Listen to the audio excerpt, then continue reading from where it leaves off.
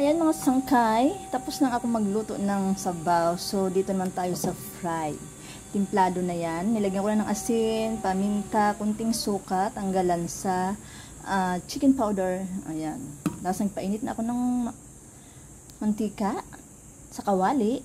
Ito, mainit na nga siya. Taran. Used oil din ang gamit ko dyan. Pinagprituhan ko ng mga ano yan. Yung pinagprituhan nyo ng manok, baboy, pinagprituhan ko ng pork chop yan. Pwede nyo gamitin sa isda. Wag kayong filinera. Yung pinagprituhan nyo ng isda, pwede nyo pagprituhan ng tuyo. Tapos tapon na. Ayan, wag filinera kasi mahirap ang buhay ngayon. Lagay na natin. Matatalasikan yung aking phone. Ayan.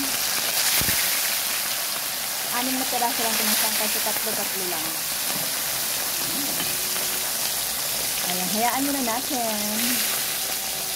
The first batch, marita rin natin. Masarap to kayo ng mga sangkat pag bagong luto, no? Kaso ako'y busog pa, makandi pa ako kumain. Ayun mga sangkay, tinanggal ko na yung unang salang ko. So, ilalagay ko na yung pangalawang second batch. Yan.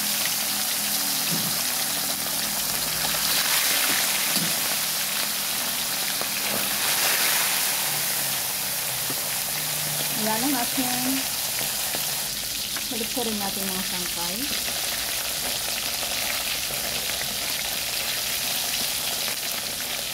Itong oil, palamigin ko lang yan. Nabalot ko sa plastic. And tapon ko na yan. Kasi iba na ang kulay. Alam niyo mga masangkay, inuulam namin dati yan. Oil. Gusto ko dati yung pinagprituhan ng tuyo. Bahog sa kanin. Sarap nun. Pero hindi healthy yun ha. Huwag niyong gayahin. Not healthy. Hayaan muna natin siya. Ayan mga sangkay, lutuin na. So tanggalin na natin. Ito na natin ang ating salang.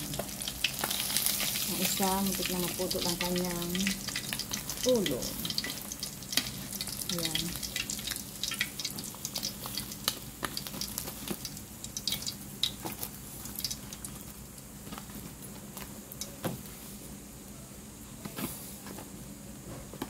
Bangga ang puno.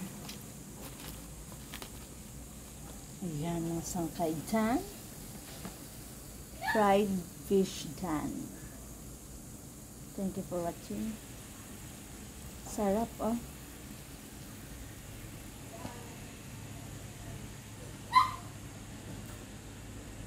Sarap.